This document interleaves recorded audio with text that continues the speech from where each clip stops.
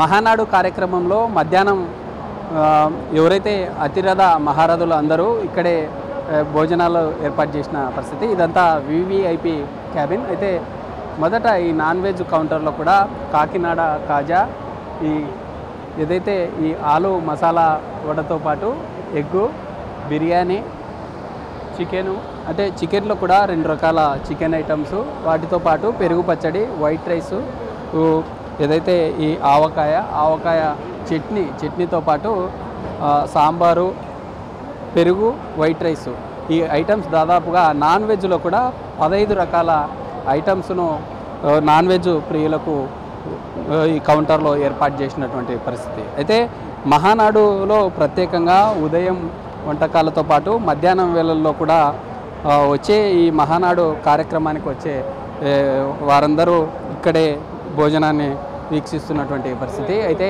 మనతో మాట్లాడడానికి కొంతమంది ఉన్నారు, వారితో మాట్లాడదాం. సార్ చెప్పండి, ఈరోజు మహానాడు కార్యక్రమంలో ఈ యొక్క వంటలను చూస్తే నోరూరించేలాగున్నాయి, ఎలా ఉన్నాయి వంటలు? ఈరోజు తెలుగుదేశం పార్టీ మహానాడు జరుపుకుంటున్నందుకు నారా చంద్రబాబు నాయుడు గారికి మరియు మేము ఆళ్లగడ్డ కాన్స్టిట్యున్సీ భూమా అఖిలప్రియ గారి నాయకత్వంలో ఈరోజు మహానాడు కార్యక్రమానికి హాజరు కావడం జరిగింది. ఇక్కడ ఏర్పాటు చేసినటువంటి భోజనాలు దాదాపు మన ఇళ్లలో పెళ్లిళ్ళకు జరిగేదానికన్నా కూడా ఇంకా ఎక్కువ రీతిలో మంచి వెజిటేరియను మరియు నాన్ వెజ్ అన్నీ కూడా మంచి వంటలు కూడా చేసి పెట్టినారు. సాంబార్ అయితే ఇంకా బాగుంది.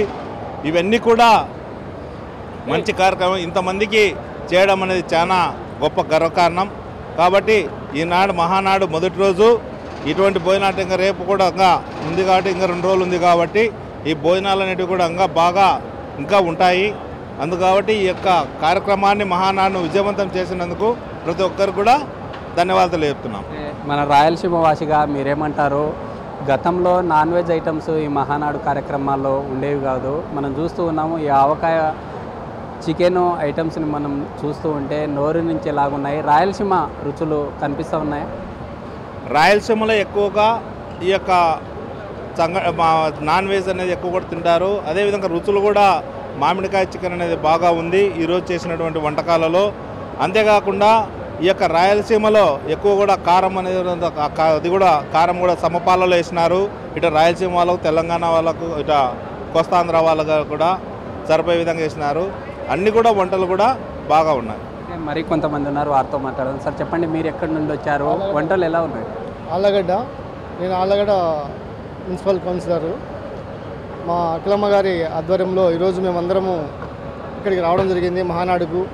అలాగే ఈ మహానాడులో ఈ వంటలు ఎలా ఉన్నాయంటే ఎక్సలెంట్గా మన రాయలసీమ వాళ్ళకు కాకినాడ కాజా పరిచయం చేశారు. ఇక్కడ చాలా అద్భుతంగా ఉన్నాయి. అలాగే నాన్ వెజ్లో కానీ ఎగ్ కానీ అలా మొత్తం మన పెళ్ళిలో ఎలా ఉంటుందో అలాగే ఈ వంటకాలు ఇక్కడ చేయడం జరిగింది. ఇంతమందికి ఇన్ని రకాల వంటలు చేసి ఒక మహానాడులోనే ఇంత మన తెలుగుదేశం పార్టీలో తప్ప ఏ పార్టీ కూడా ఇలా చేయలేదని మేము భావిస్తున్నాం. గతంలో జరిగిన మహానాడు కార్యక్రమాల్లో ఇలాంటి పెద్ద పెద్ద జర్మన్ సెట్స్ కావచ్చు, ఇలాంటి క్లైమేట్ ఉండేది కాదు.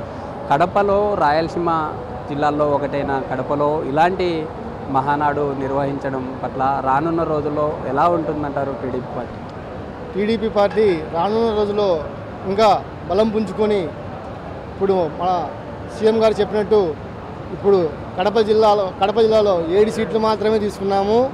నెక్స్ట్ 10 సీట్లకు 10 సీట్లు కూడా కొట్టాలని మన చంద్రబాబు నాయుడు ఇప్పుడే చెప్పారు. అదే స్ఫూర్తితో అందరము పనిచేసి నెక్స్ట్ ఇదే ఆయన మాట నిలబెట్టుకుందామని మనసారా కోరుకుంటున్నాం. అయితే మరి కొంతమంది ఉన్నారు. అన్న చెప్పండి, ఈరోజు జరుగుతున్న మహానాడు కార్యక్రమాల్లో చాలా అద్భుతంగా వంటకాలు పెట్టడం జరిగింది. గతంలో మహానాడు కార్యక్రమాల్లో ఇలాంటి పరిస్థితి లేదు. ఎలా ఉంది ఓవరాల్గా ఇక్కడ ఉన్నటువంటి ఏర్పాట్లు ఎలా ఉంది? నేను మహానాడు ఇది 3వ మహానాడు నేను చూస్తున్నాను. ఈ ఒంగోలు మహానాడు చూశాను, రాజమండ్రి మహానాడు చూశాను. అంతటికంటే ఈ కడపలో జరుగుతున్న మహానాడు చాలా అద్భుతంగా జరుగుతుంది. అంటే చాలామంది ఏమనుకున్నారంటే కడపలో మహానాడు జరుగుతుంటే అంత సక్సెస్ కాదనుకున్నారేమో, కానీ నాకు తెలిసి చూసిన మహానాడుల్లో ఇది ఒక చాలా అద్భుతమైన మహానాడు అనుకుంటున్నాను. వేలాది మందిగా ఇక్కడ లక్షలతో జనాలు తరలి వచ్చారు ఇక్కడికి. ఇక్కడ వంటకాలు చూస్తే మన ఇంట్లో ఒక ఫ్యామిలీకి చేసుకోనికే వంట ఎట్లా అనిపిస్తుంది. అలాంటిది ఇంత లక్షల మందికి ఇలా అద్భుతమైన వంటలు చేసి పెట్టడం చాలా గొప్పతనంగా చెప్పుకోవచ్చు.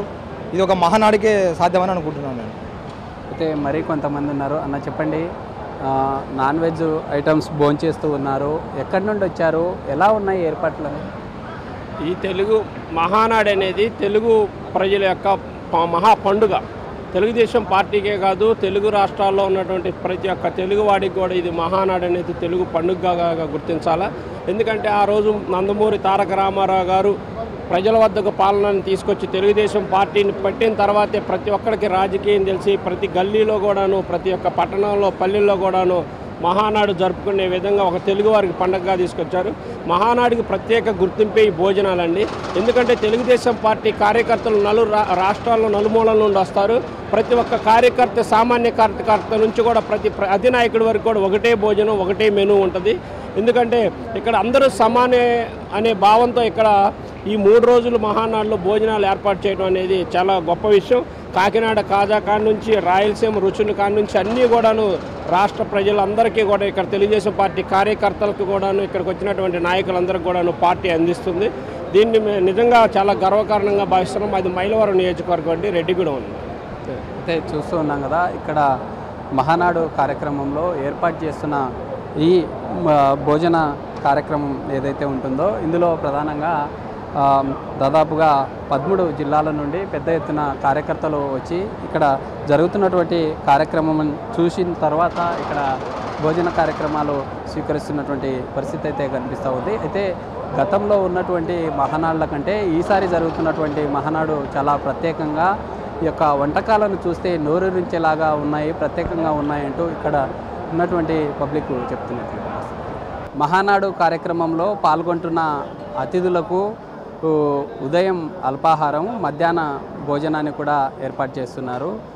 మనం ఈ వంటశాల సమీపంలో ఈ వంటలు వాటి యొక్క ప్రత్యేకతలు ఏంటో అడిగి తెలుసుకుందాం. అయితే ఇక్కడ తయారు చేస్తున్న వారితో మనం మాట్లాడదాం. పెద్దాయన చెప్పండి, ఏంటి అసలు ఈ యొక్క వంటకం యొక్క ప్రత్యేకత? ఆల్మిర్చి, క్యారెట్, బీన్స్కాయ, శనగపిండి, సోడా అన్నీ వస్తుంది. ఆల్మిర్చి, మసాలా వడ. ఎక్కడ ఉంటుంది ఈ యొక్క వంటకము, ఎక్కడ ప్రత్యేకత? వంటకం నాకు తెలియదు. ఇక్కడ వంటకం ఇక్కడది, మాది తెలంగాణ, ఇక్కడ వంటకం వచ్చినాం. అయితే మనం చూస్తూ ఉన్నాం కదా, ఇది మసాలా వడగా ప్రసిద్ధిగాంచిందని చెప్తూ ఉన్నారు. ఈ మనం చూసే ఇదంతా ఈ మసాలా వడ తయారు చేస్తూ ఉన్నారు. వాటితో పాటు ఈ వంటకాలను చూస్తే నోరూరించేలాగా ఇదంతా కూడా ఈ మసాలా వడను తయారు చేస్తున్న విజువల్ని మనం చూస్తూ ఉన్నాం. అయితే ఈ వంటకాలు ఎవరైతే ఈ కార్యక్రమాలకు పాల్గొంటూ ఉంటారో 3 రోజుల పాటు పెద్ద ఎత్తున ఒక పండుగ వాతావరణం తలపించే విధంగా 43 సంవత్సరాల ఈ టీడీపీ పార్టీ చరిత్రలోనే ఎక్కడ లేని విధంగా ఈ వంటకాలు ఏవైతే ఉన్నాయో గతంలో ఇంత భారీ ఎత్తున ఈ కార్యక్రమాలు జరిగే ఛాన్సెస్ చాలా తక్కువగా ఉండేవి. కానీ ఇటీవల జరిగిన ఎన్నికల్లో కూటమి ప్రభుత్వం అధికారం చేపట్టిన తర్వాత భారీ ఎత్తున రానున్న రోజుల్లో ఇలాంటి ఈ యొక్క మహానాడు కార్యక్రమాలు వాటి యొక్క ప్రత్యేకతను ఈరోజు జరుగుతున్నటువంటి ఈ P4 ప్రత్యేకతతో పాటు వివిధ అంశాలు కూడా ఈ 3 రోజుల్లో ప్రస్తావించే ఛాన్స్ ఉంటుంది. అయితే మనం చూసే ఈ ప్రాంతం అంతా కూడా